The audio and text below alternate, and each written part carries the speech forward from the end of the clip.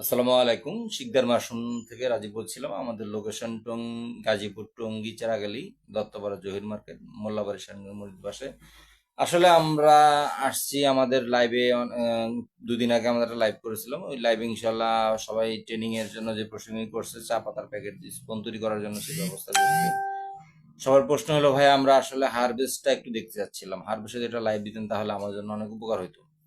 এই প্রশ্নগুলো ঢাকার বাইরে অনেকেই প্রশ্ন করছে, হারভেস্ট করার নিয়ম বা ড্রামে কিভাবে লোড করি বা ড্রামে কিভাবে স্টিমটা করা হয় সেই লোডগুলো বা সেগুলা নিয়ে অনেকের প্রশ্ন থাকে।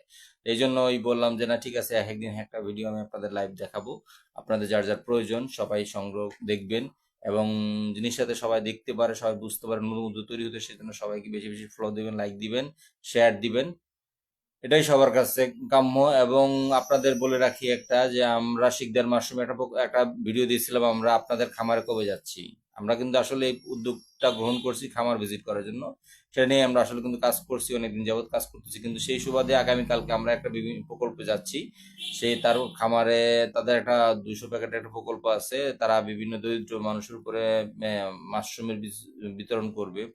সেই উপলক্ষে তারা প্যাকেট করবে, সেখানে তাদের যে এমপ্লয়ি আছে বা যারা কর্মীরা আছে তারা প্যাকেট উৎপাদন করবে। সেখানে কালকে ভিজিটে যাব, তারা আসলে কিভাবে কি করবে সেটা দেখানোর জন্য। হয়তো বা কালকে সেটাও আপনাদের মাঝে লাইভে নিয়ে আসবো ইনশাল্লাহ।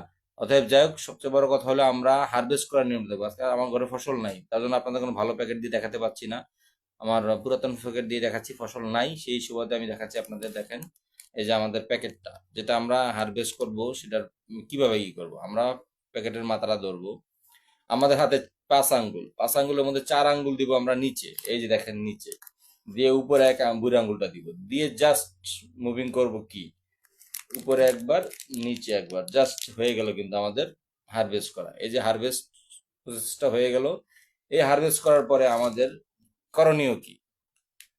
বললো হারভেস্ট করার পরে কি শেষ? তা না, শেষ না। তখন আমরা এই যে যে গোড়াটা ময়লাটা রয়েছে, এই ময়লাটা সেই পরিষ্কার করে ফেলবো।